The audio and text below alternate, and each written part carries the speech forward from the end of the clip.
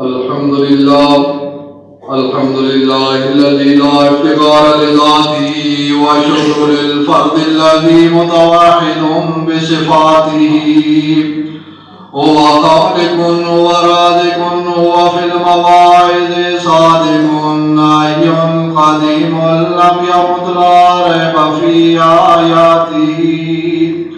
يفعل الله ما يشاء ومالك في ملكه، كل شيء قائم ببقائه وحياته. رب بريء واحد لا ضده، من جاد يدخل ناره من طاب في جناته. ولا شريك لذاته يعني عموما صالبا، من قال بالسلب العموم ففاز في درجاته. ثم الصلاة على النبي محمد مع آله وعلى الصحابة كلهم أحبابه وولاده. وعلى الخصوص الثاني الاثنين في الغار الذي قد صرف الأموال والأولاد في حاجاته. ثم فاروق الذي هو عالم وعادل وكامل في دينه وقاتل لأعضائه. ثم عثمان الذي هو في المصائب صابر وسيد الشهداء والصلائف في أصحابه. ثم أرجعهم وأرعهم علي المرتضى، هو عالم متبحر لا فهم في غاياته. ثم سبتين الرسول كلاهما آل النهى، ولأهل بيت كله أعمامه وأزواجه وبناته. أما بعد، فأعوذ بالله السميع العليم من الشيطان الرجيم. بسم الله الرحمن الرحيم.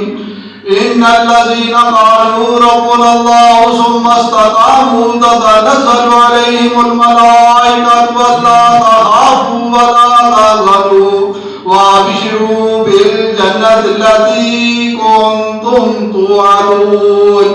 نحن أولياؤكم في الحياة الدنيا وفي الآخرة، ولكم فيها ما تشتهي أنفسكم ولكم فيها ما تدعون، نزلا من غفور رحيم.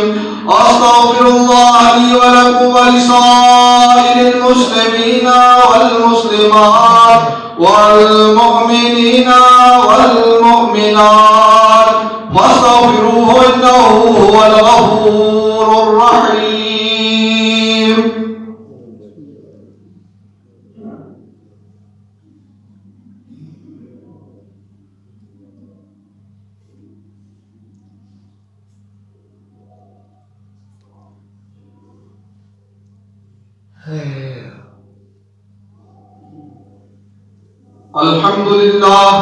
الحمد لله نحمده ونستعينه ونستغفره ونؤمن به ونتوكل عليه، ونعوذ بالله من شرور أنفسنا ومن سيئات أعمالنا.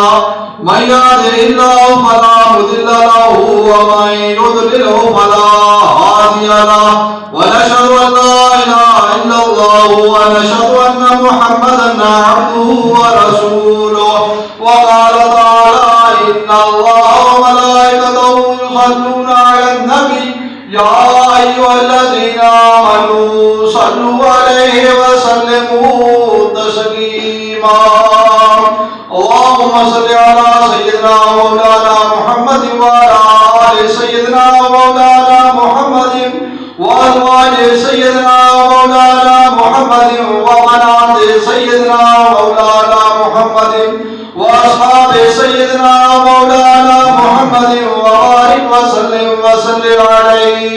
وقال النبي صلى الله عليه وسلم: أرحم أمتي بأمتي أبو بكر، وأشد وأصدقهم في أمر الله عمر، وأصدقهم حيان عثمان وأرضاهم علي.